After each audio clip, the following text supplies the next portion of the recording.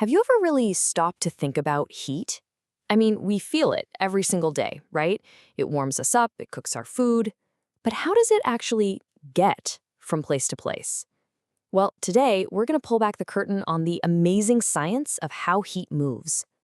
So to get started, let's picture something delicious. Imagine you're about to bake a batch of cookies. You crank up that oven and wait for it to get nice and toasty. But have you ever really wondered how the heat inside that metal box actually transforms gooey dough into a perfect cookie? It's not magic, I promise you. It's pure physics. You know that moment when the oven is finally preheated? You pull open that door and whoosh, this wave of warmth hits your face. You don't even have to touch a thing to feel it, right? Well, that exact feeling, that's our first type of heat transfer, and it's called radiation. It's kind of like heat has this superpower. It can travel as these invisible waves, just like light from a light bulb. This thermal energy just radiates out in every direction. And the coolest part? It doesn't need to touch anything to share its warmth. Just think about how powerful this is. Radiation is how the sun's energy travels millions and millions of miles through the total emptiness of space to warm up our entire planet. It's the same exact reason you can feel the cozy heat from a bonfire on your hands, even if you're sitting a few feet away. Okay, so let's move on. Our oven is hot, thanks to radiation. Now it's time to put the cookie dough on the baking sheet and slide it in. The moment that tray touches the hot oven rack, we get a whole new kind of heat transfer. This one is called conduction. You can think of it like a line of dominoes. The super hot, fast-moving particles of the oven rack bump into the particles of the cookie sheet. Then those particles bump into the cookie dough, passing that energy along one little particle at a time.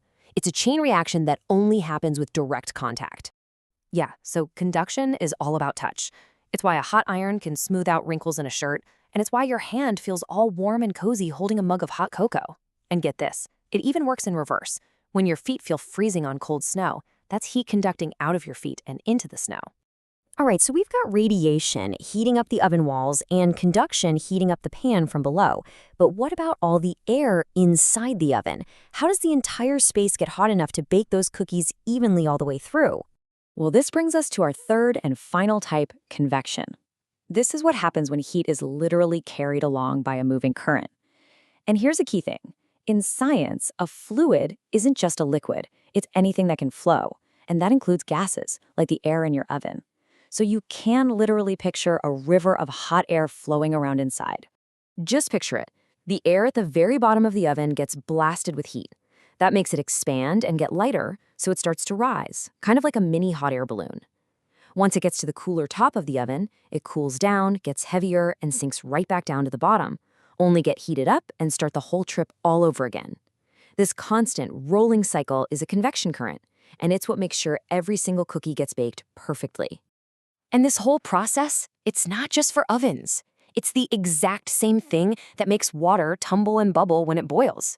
And on a way, way bigger scale, these convection currents in our atmosphere create the wind. And in the ocean, they move warm water all around the globe. It's incredible. And ding, the timer goes off. You pull out a tray of perfectly baked golden brown cookies. And you know what? It wasn't just one thing that did it. It was all three. Radiation, conduction, and convection, all working together like the perfect baking team. So let's just recap the biggest difference here. Conduction and convection, they both need stuff to move through, particles or fluids to pass that energy along. But radiation is the special one. It can just send its energy out in waves, straight through the total emptiness of space. So what starts out as a simple question in the kitchen about baking cookies actually helps us understand these huge ideas, like how our entire planet stays warm enough for us to live on. It all comes down to these three ways energy moves: radiation, conduction, and convection. So the next time you feel the sun on your skin, or you're boiling water, or even just sitting by a campfire, think about that incredible, invisible journey that heat is taking. Pretty cool, right?